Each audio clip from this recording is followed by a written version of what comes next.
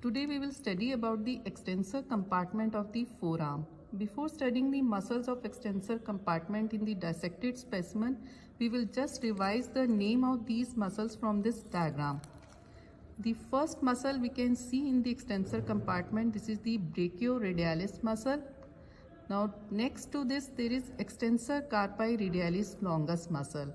Both these muscles, brachioradialis and extensor carpi radialis longus, they take origin from the lateral supracondylar ridge of the humerus.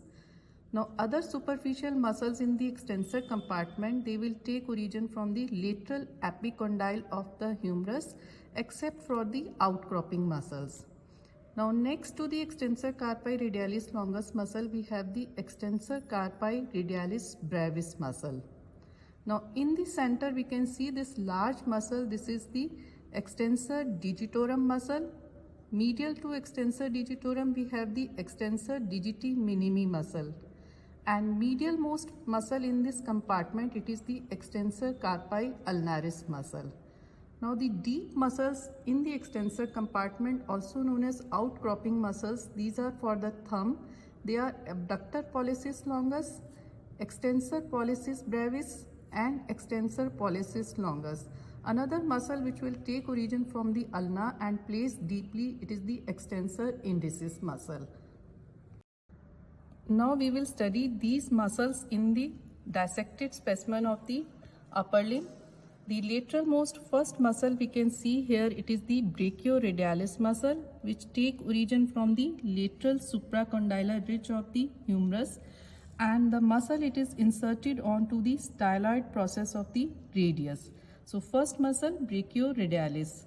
Then we can see these two muscles.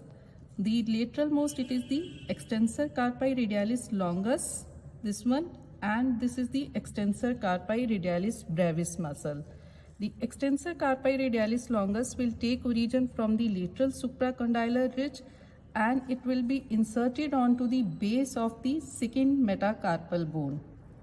The extensor carpi radialis brevis, it will take origin from the common extensor origin from the lateral epicondyle of the humerus and it will be inserted at the base of the second and the third metacarpal bone. So the three muscles, first is this brachioradialis, then extensor carpi radialis longus, then extensor carpi radialis brevis muscle. Now the large muscle, the next muscle we can see in the extensor compartment in the center, this is the extensor digitorum muscle.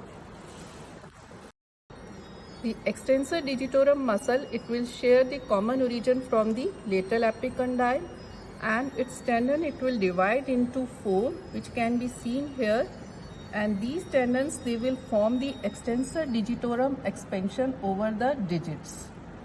Now along with the extensor digitorum, medially we can see this small tendon, this is the tendon of extensor digiti minimi muscle. So these two muscles, one is extensor digitorum and this one is extensor digiti minimi muscle. Now the medial most muscle in this compartment, we can see this is the extensor carpi ulnaris muscle, which will also take origin from the lateral epicondyle of the humerus and also it will be attached to the posterior border of the ulna. Now this muscle we can see here, it will groove the styloid process of the ulna and then it will be inserted at the base of the fifth metacarpal bone. So just revising the muscle from lateral to medial side. First is this brachioradialis. Then we have these two muscles, extensor carpi radialis longus, extensor carpi radialis brevis, extensor digitorum muscle, extensor digiti minimi, and this is the extensor carpi ulnaris, the medial most muscle. Now we will study the deep muscles in the extensor compartment of the forearm. Once we cut this extensor digitorum and digiti and reflect them, we can see the muscles which are directly taking origin either from the posterior surface of the radius or the posterior surface of the ulna. So here this bone, this is the radius bone and this one is the ulna bone. And the muscles which we can see here, first is this abductor pollicis longus muscle, Then we have the extensor pollicis brevis muscle. The third muscle, here we can see extensor pollicis longus muscle, and the fourth muscle, this is the extensor indicis. So three muscles for the thumb: abductor pollicis longus, extensor pollicis brevis, and extensor pollicis longus, and fourth for the index finger, this is extensor indicis. Now regarding the origin or an insertion of these muscles, we can see the first muscle, abductor pollicis longus. It will take origin both from the radius as well as the ulna bone. So this is the first abductor pollicis longus, attached both to the radius as well as ulna. The next muscle in this group, this is the extensor pollicis brevis, and we can clearly see that this is attached only to the radius bone. The third muscle, extensor pollicis longus, here we can see that this muscle is also taking origin from the ulna. And fourth muscle, extensor indicis, it is also taking origin from the posterior surface of the ulna. So the three muscles, first is abductor pollicis longus, then extensor pollicis longus, extensor indicis. These three muscles, they will take origin from the posterior surface of ulna, while the two muscles, abductor pollicis longus, which share a common origin both from ulna and radius, and then this short muscle, extensor pollicis brevis, they will take origin from the radius bone. Now insertion of these muscles, the abductor pollicis longus muscle, it is inserted at the base of the first metacarpal bone. The next muscle, extensor pollicis brevis, this will be inserted at the base of the proximal phalanx of the thumb.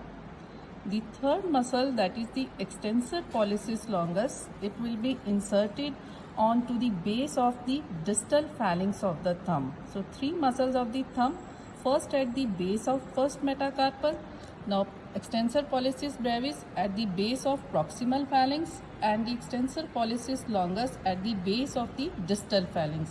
Now another feature for the extensor pollicis longus tendon, we can see that this tendon, it will pass through a groove which is present just medial to the Lister tubercle. So here we can see this Lister or the dorsal tubercle, and just medial to this there is a groove for the extensor pollicis longus tendon, and the extensor pollicis longus, it will wind around this groove and wind around the Lister tubercle, and then it will be inserted at the base of the distal phalanx of the thumb. Now the extensor indicis muscle, it will be inserted along with the extensor digitorum muscle and on the extensor digitorum expansion. Now the nerve supply of these muscles, the brachioradialis muscle and the extensor carpi radialis longus muscle, they will be supplied directly from the branches from the radial nerve. Rest all the muscles in the extensor compartment, they will be supplied by the posterior interosseous branch of the radial nerve. Now the tendons of the extensor muscles, as they pass through the wrist, they are covered over by this retinaculum. This is the extensor retinaculum. Now the extensor retinaculum, it also sends down small slips which are attached to the posterior surface of the lower end of the radius, and these slips, they divide this whole extensor compartment into 6 osteofacial compartments. Now the muscles which are present in these 6 osteofacial compartments, they are, in the first compartment we can see these two muscles of the thumb, which are, first is the abductor pollicis longus and second is the extensor pollicis brevis muscle. So this is the first compartment from, we are starting from the lateral side, in which there are abductor pollicis longus and extensor pollicis brevis. In the second compartment, you can see the two muscles which are extensor carpi radialis longus and extensor carpi radialis brevis. So this is the second compartment in which extensor carpi radialis longus and brevis muscle are present. In the third compartment, the tendon of extensor pollicis longus is present. Then we have the fourth compartment in which we have the muscle extensor digitorum along with the extensor indicis. So here we can see the extensor digitorum. Along with this, there is tendon of the extensor indicis. The fifth compartment is having the muscle extensor digiti minimi, and in the sixth compartment we have the medial most muscle, that is the extensor carpi ulnaris muscle. So these are the 6 osteofacial compartments formed on the posterior surface of the lower end of radius. Now another feature formed by the extensor muscles and the abductor muscle of the thumb is formation of anatomical snuff box. The boundaries of the anatomical snuff box: anterior boundary, it is by the muscle abductor pollicis longus muscle and extensor pollicis brevis muscle. So these two muscles, the abductor pollicis longus and extensor pollicis brevis, they will form the anterior boundary of anatomical snuff box. The posterior boundary of the anatomical snuff box, this is formed by the tendon of extensor pollicis longus, and at the floor of the triangle lies the bones scaphoid and the trapezium.